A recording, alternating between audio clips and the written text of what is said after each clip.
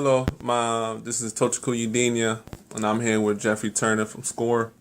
We will be discussing ways to pursue avenues to obtain loans through the state and government resources. I'm here today, the 28th of April, 2015. So far, I just presented that I went to Western Carolina University, getting my master's degree in entrepreneurship. One of our assignments is to gain more information on different avenues to obtain loans and grants for our startup business. My business potentially would be the brewery and distillery in Jacksonville, and that's where we left off. So, Thank you, sir, for taking it out of the time. No problem. The way I obtained this interview was through SCORE website, and I scheduled the interview, and that's where we're at right now.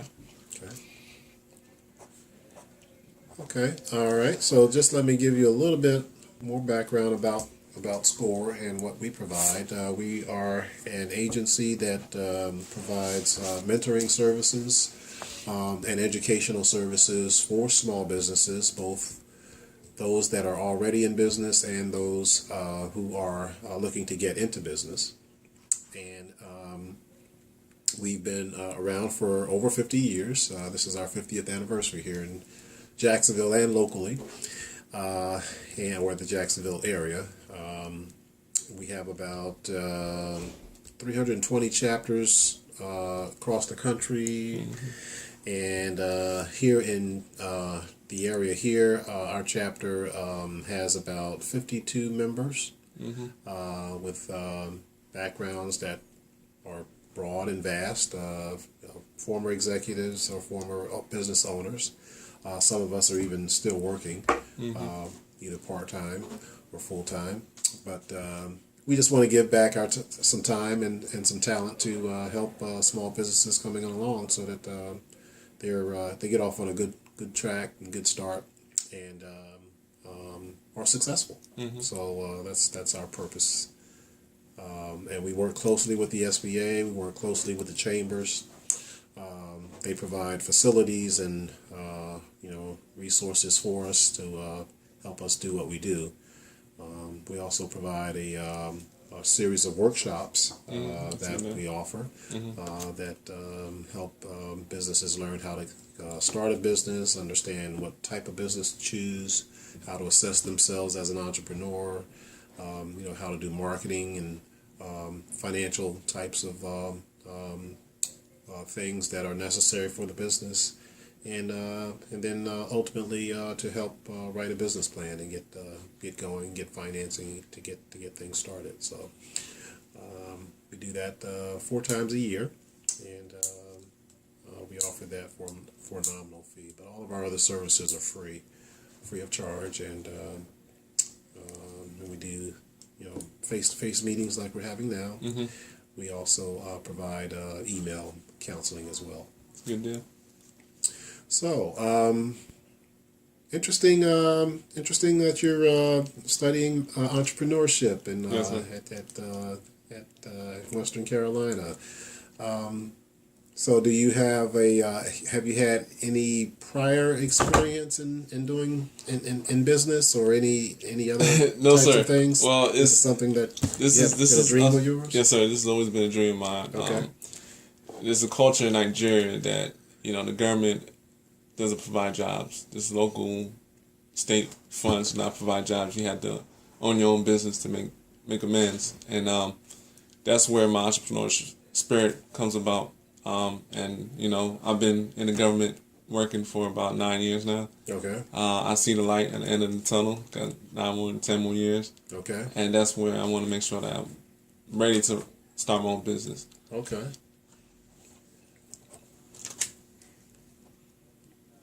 All right. And so when you say you've been in the government 9 years, in the military for 9 years? Correct. Yes, sir. Okay. All right. So And you said you have a business plan already written? Yes, sir. I have. It's 90% complete. It's right here if you want to take a look at it. Yeah, let me just browse through it while we're so you could critique me right. if needed. Well, you've already obviously done a lot of homework and research and gotten to a point where you've got a pretty well laid out business plan, just browsing through it. Yeah, that's all testament to the work that our professors have instilled with us. Okay. So, okay. So tell me a little bit about just overview of the business concept, the idea that you have, and sort of the progress that you've made through the plan. Okay. Well, like I said, I want to open up my own distillery. Okay. Produce 3 different types of liqueurs and liquor and spirits. Okay. The 3 unique flavors. I'll try to utilize all local ingredients. I'll try to build that rapport with the local community. That'll be my main thing, local. My ingredients, peaches, berries to strawberries, honey, they're all going to be part of my product. So, financial wise, initially I won't need any finances to start up.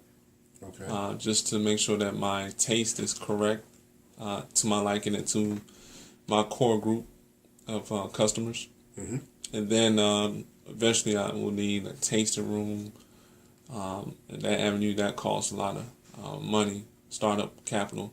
And that's where I will try to pursue funds from either angel investors, state government, federal government.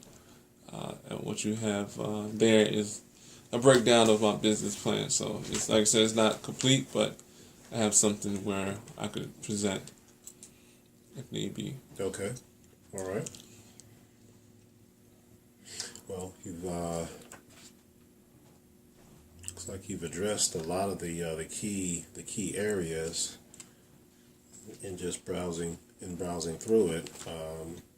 What portions of this do you think would need additional work as I'm just kind of scanning through it? Break down my finances. Finances? Yes, sir. That's always a big thing. Yeah, it is.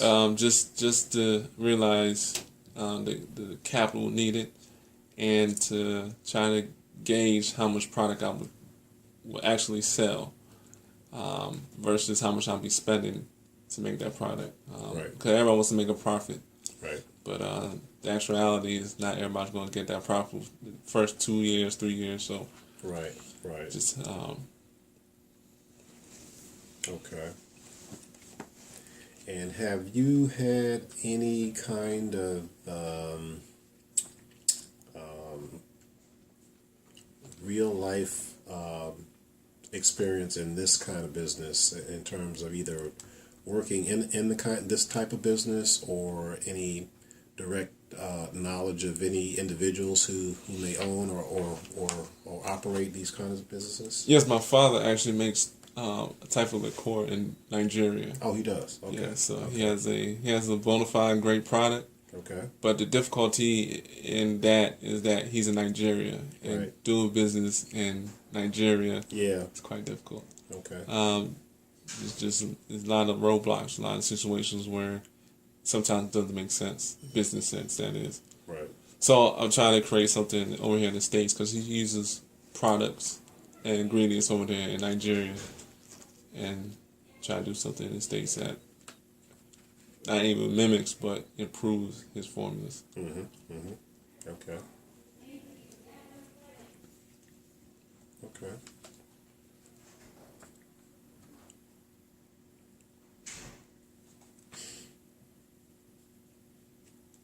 And you mentioned you wanted to have 3 or 4 kinds of products? Three. Initially 3. Okay. Gold, diamond, and platinum. Okay. Gold would be the base, my go-to product. Is the least expensive. Mm-hmm. Have the most. I make the most profit out of it also. Mm-hmm. And I think it might be the best. Like I said, I haven't actually produced any product yet. That's my biggest issue also. Mm-hmm. Starting to perfect my craft, right. perfect my recipes. So that's the thing that I need to do. Right. Okay. And that's the rest of it. I still need to fill in after that. Right. Okay. So you have a concept for the product. You have sort of identified a marketing plan and a marketing strategy. Have you thought that through? How you going to market the brand? What your target market's going to be? Yeah, my target audience, yes, sir. Okay. All right. And are you looking at kind of boundaries of Northeast Florida or? Yes, local initially. Okay. Through local radio, TV. I would do a lot of one-on-one interactions through events. That'll be my most time is going to events and actually showing my product, taste testing, and because Jacksonville has a lot of great events. I don't know if you guys were part of that event downtown in Jacksonville. One Spark. Yeah. Crowd sourcing. So that was a great event, and that was the first time I ever experienced something like that. Because I was raised in Maryland, Rockford, Maryland, and they never do stuff like that. So okay, it's a different culture, as you can say. Yeah, it has definitely put Jacksonville on the map as far as events and attractions. Crowdfunding, the whole crowdfunding concept has been really taken to another level here, and all thanks to a gentleman by the name of Elton Rivas, who actually runs that operation. And we know him well. He actually was a co-worker for our vice chair, as a matter of fact, a guy who is a member of our leadership team, knows Elton very well, and he's really taken a vision to a new level. He did. He's really growing it from just a few vendors and a concept to one where I think they said it was something like, I don't know what it was this year. I know last year they had about 260,000 people. Yeah, almost 300,000 plus. Almost 300,000 plus coming through. So it's quite a testament to his vision and drive to make that happen.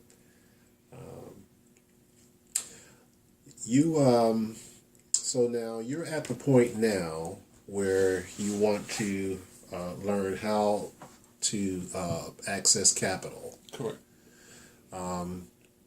State and local side, though. State and local side. Yes, sir. Okay.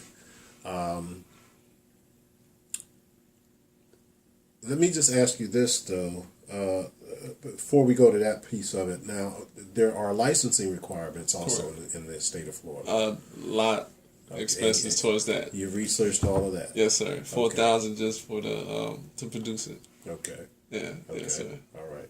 So that's a year too. A year or two. That's a year every year. Yeah. So. Yeah. Okay. And then there's certain rules.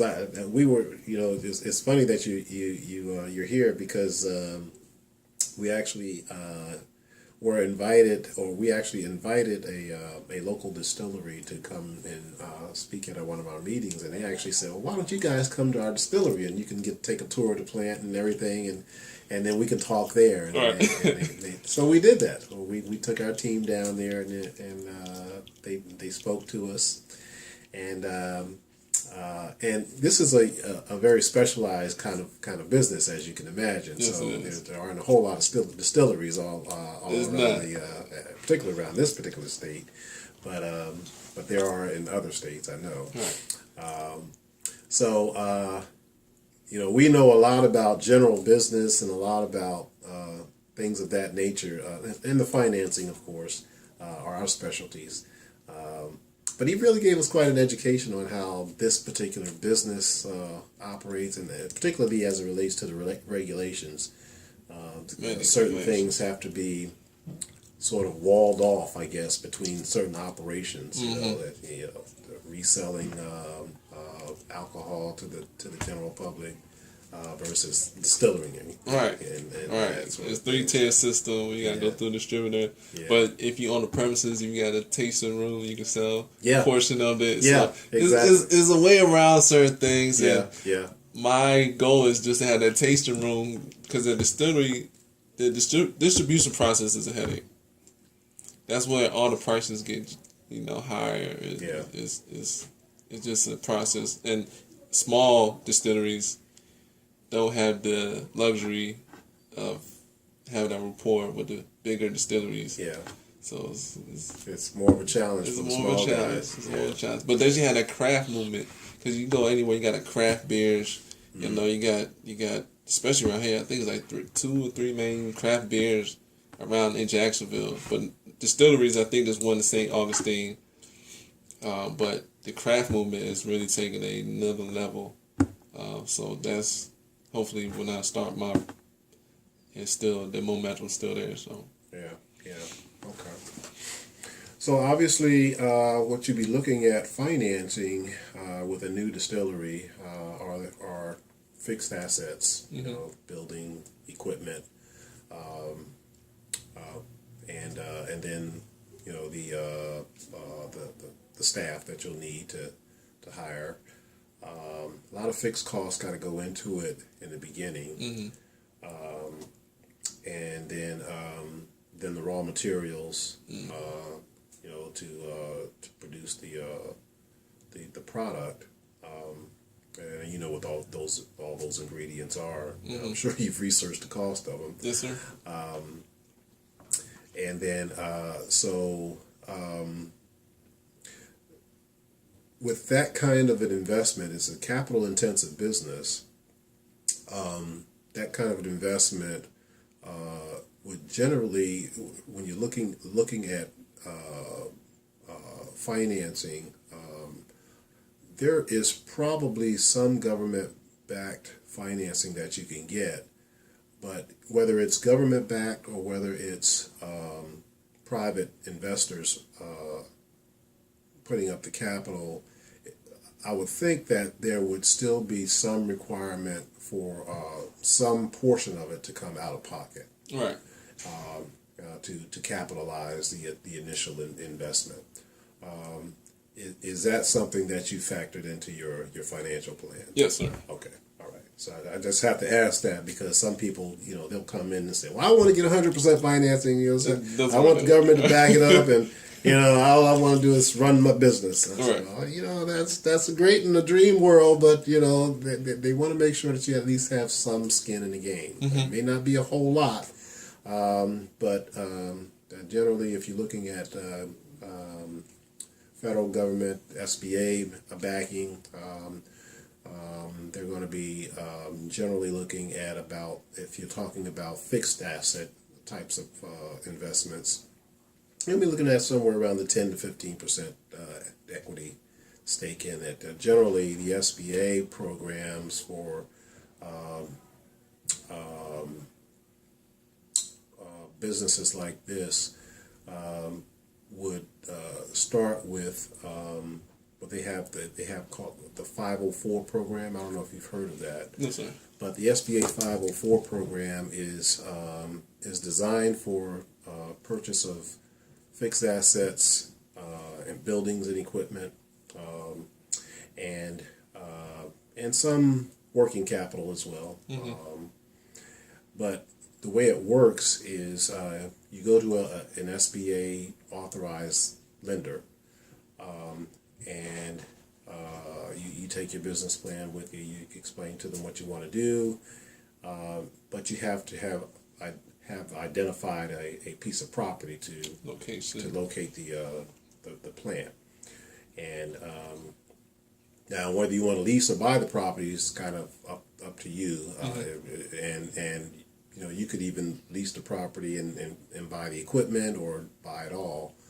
But either way you go, generally, if you want to buy it, the SBA would essentially fund 50% of the purchase, and if there's construction as well, and then they would float a bond out to the market, the financial markets, a debenture bond, and that bond would actually fund the additional 40% of it. So you have 90% of it being financed by the government or government-backed bonds, Right. and then the other 10% would come from your equity. Right. So and then they would give you, I think it's 10 years or it might be 20 years for the real estate, and then 10 years for the equipment to pay the loans back. Yeah. They'll be based on prime plus a percentage that will probably it may I can't tell you what the exact spreads are at this point. It changes. It changes. Yeah, it changes all the time. Yeah, but it will be a floating rate program, and so that's probably one of their most popular programs. Is the 504 program. Now, there are some restrictions on certain types of industries that they will do that for. I'm not sure if the alcoholic beverages distillery industry is one of them. I'll have to do some more research on that to find out. But those are the types of things that they would finance. The other option is to go with the traditional 7A program that the SBA offers, which is for standard loans. They do term loans, lines of credit, and working capital loans to help you finance the business. They'll guarantee a portion of the loan. I think it's about 75%, and then the bank will be responsible for the other 25%.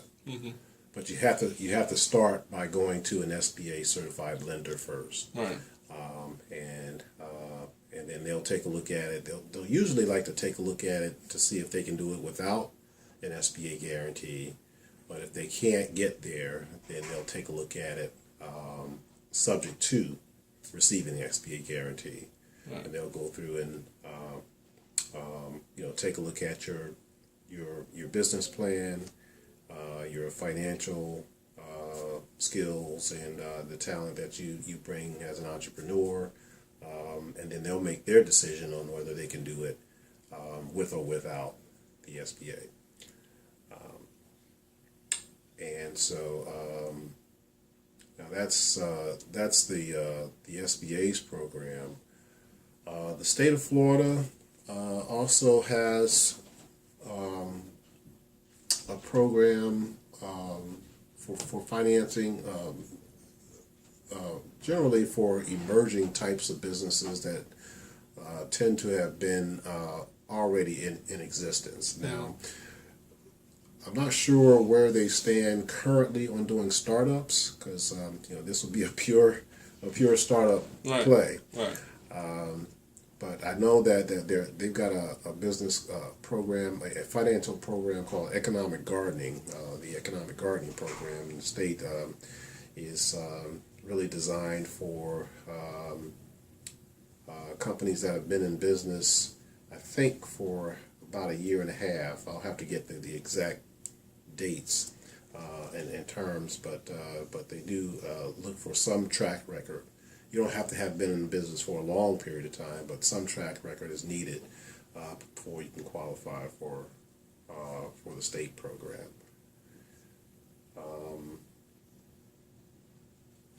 But I can get you some more specific information on both of those. In fact, on SBA.gov, Right. they've got A lot. Yeah, they got a lot of information. A lot there. All right.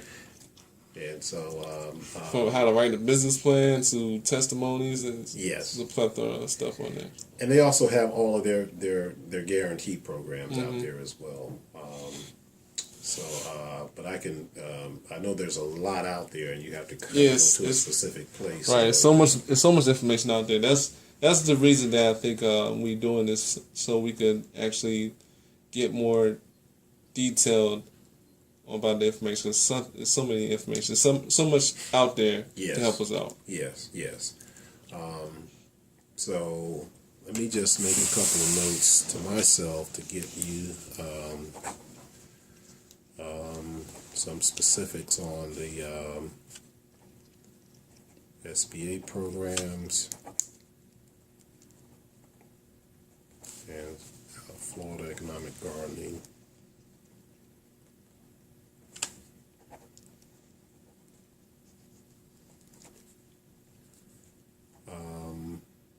Now, I presume that you would be wanting to do this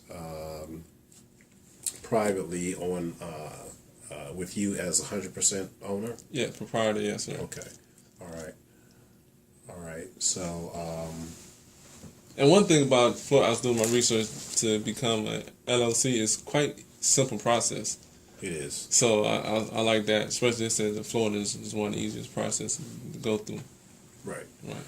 Yeah, it is. And an LLC will protect you from personal liability the same way a corporation does. It is quite a bit easier to administer than a corporation because if you set it up so that for tax purposes, if you wanted to just leave it the way it is, you'd be taxed as an individual, and the LLC would it would not have to file its own tax return. It would be taxed just like a small business that's unincorporated. So you just file it on your Schedule C, and then file your personal tax return. The other way you could go with it, and there's a lot of flexibility with it, because the other way you can go with it is that you could elect with the IRS to be taxed as a sub-S corporation. And a sub-S corporation is desirable for growing small businesses, right? That are starting to, you've kind of passed the startup stage, and now you're starting to see some profits, and revenues are growing, and so the tax bite can be a little bit more significant. But with an S corporation, you can manage that to some extent because you don't have to be taxed for certain kinds of taxes on the full amount of your profit, the way you would with a C corp, with a sole proprietorship. Okay. So there's some tax advantages to doing that if you're in a growing state. All right. Can you switch if you are ready as a sole proprietor? Can you switch over?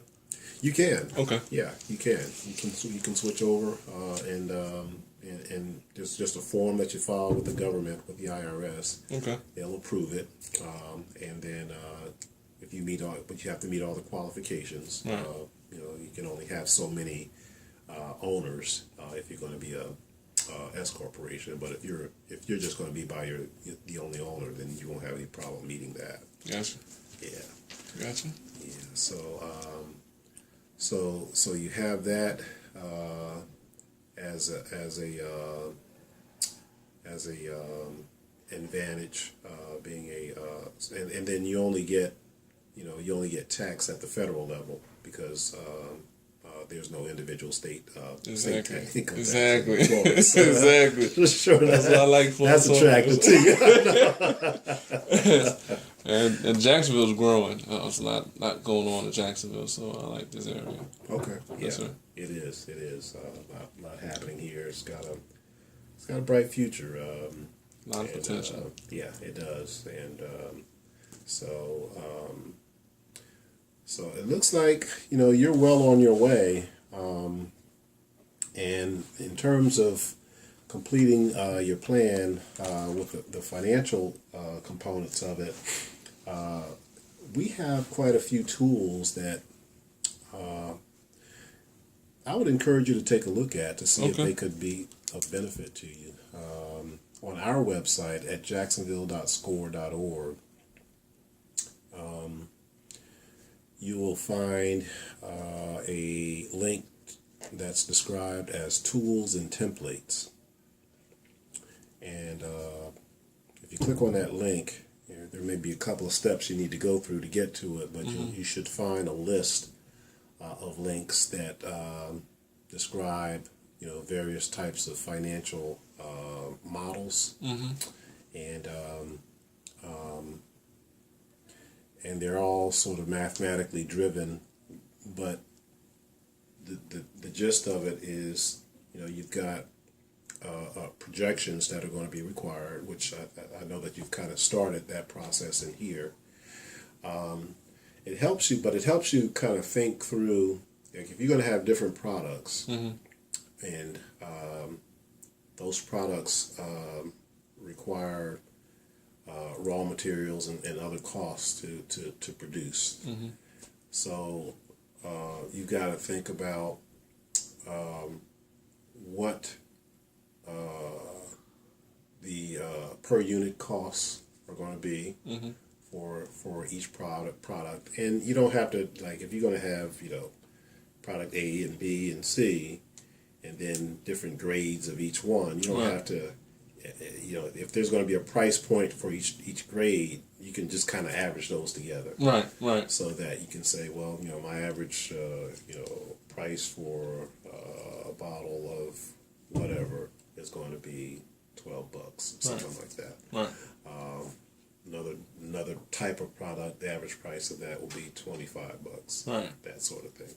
So you come up, and it's designed to kind of simplify it a little bit. So if you've got 3 products, you got 3 different average prices. The next thing you would need to do would be to project how much volume you're going to be able to sell in a month or a year. Or if there's seasonality spread out throughout the year, then maybe there'll be more sales in certain months than there will be in other months. So you need to think all that through, because in most cases you're going to be required to come up with an initial 12-month forecast, and then after that an annual forecast for the next probably 3 to 5 years, depending on the lenders. Our model will take you out for 3 years. So once you kind of figured out what, if you're starting at 0 here, and then you're ramping up the revenues as they're being produced. Now, I know that with this type of industry, if you're going to be distilling liquor, it takes a while for certain types to age, mature. Right, sir. Yeah. So you can produce it now, and you might not be able to sell it till the next 2, 3, 4 years sometimes. So Right. it's one of those things. Yeah. So it becomes a real cash flow management challenge to make sure that you've got enough capital to sustain the business while that aging process is taking place, because you're not going to be getting the dollar on the top line until after that process is complete. Right. And it's really going to take a financial partner who understands that this type of business and has expertise in this particular type of industry. So it would behoove you, I think, to as you're going through looking at potential financial partners and lenders, to ask them that question: do you have expertise in this particular industry? Because in general, you're probably going to have to start out, I would think, with looking at some of the larger institutions. Some of the smaller ones probably don't have that level of expertise, unless they're, that's all they do. But larger institutions are likely to have a department or a division or a unit that has background in that type of an industry, and they have a comfort level with it. Mm-hmm. Because certain industries, some lenders just don't have a comfort level with. Right. So I would encourage you to ask as many questions about that as possible. And but yeah, it's it's a little bit of a better environment now in terms of startup financing than it was, I would say, 3-4 years ago, because it was hard to get a business like this off the ground because the economy was still kind of healing, and now I think things are a lot better, even though we're still got some issues out there. Right. But it may be possible to get someone to come to the table and talk to you. Mm-hmm. But I guess all of this is really going to be down the road a bit for you. When do you expect to complete your master's? By December, sir. By December. Oh, so so you're looking at sometime right around the corner then. Yes, sir. Yes, sir. So So hopefully, a minute for I you. still got to pass my classes. So Yeah. Okay. Well, and then, like I said, I want to perfect my taste of all my ingredients before I even try to present any business plan, because I need something to present. Sure. Absolutely. Well, do you have this in a electronic form Yes, sir. that you can I send do. to me? I do. I'd like to spend some time and kind of put my head into it a little bit deeper, and maybe kind of give you some constructive points, because I think one of the things that you've got to make sure that you've got a ironclad handle on is the question of how do I get repaid? That's when it comes to any kind of a startup company, that's the number one question they're gonna zero in on, and it's going to be particularly challenging for you. Right. Because even though now your dad is experienced in this line of business, Right. but he's in Nigeria, and Right. you're here, Right. and I know that he's going to be kind of mentoring you through this. Right. But you'd be the guy, Right. and it's going to be encouraging that, and I'm just envisioning and forecasting that you will get your degree, your master's degree in entrepreneurship. Right. That will be great, because it will arm you with the knowledge that I think you'll need to be successful as an entrepreneur. But lenders really like experience. Right. They really like experience in the line of work that you're doing, especially if it's a brand new business. So that's going to have to be something that you'll need to mitigate through the business plan, and make this as compelling a document as you possibly can, because it's going to be the strength of your whole presentation. Mm-hmm. So things like the financial forecast, the marketing plan are going to be central to the plan. And then sustainability over the aging process and over the maturity process, financial sustainability. They're going to need to understand how you're going to get there, because if it's something that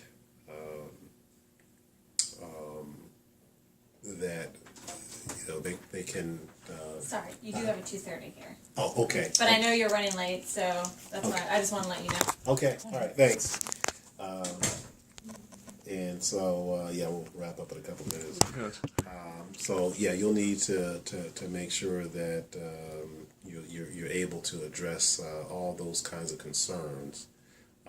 So, send this to me in electronic format, and you can send it to. This is my email Right here, I got address. it down Yeah, here. it's right there. Gotcha. It's right there. And then I'll be happy to take a look at it. And then what I like to do is send you some specific information on the programs that are available. And then maybe we can set up another meeting and talk again. I would like that. Okay. Yes, sir. All right. Great. All right. Anything else that I need to address for No, you sir. today? I greatly appreciate it. All right. Thank you. Well, thank you. Thank you again. And, how do you pronounce your first